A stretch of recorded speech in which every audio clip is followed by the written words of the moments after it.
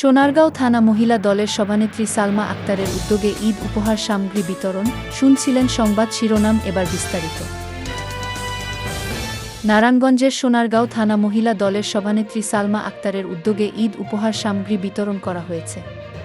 রবিবার বিকেলে সোনারগাঁও পৌরসভার গোয়ালদি গ্রামে এই উপহার সামগ্রী বিতরণ করা হয়।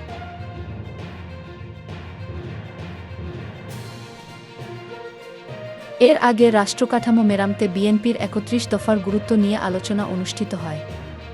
আলোচনা শেষে সাবেক সফল প্রধানমন্ত্রী ও বিএনপির চেয়ারপারসন দেশনেত্রী বেগম খালেদা জিয়ার সুস্থতা কামনা করে দোয়া অনুষ্ঠিত হয়।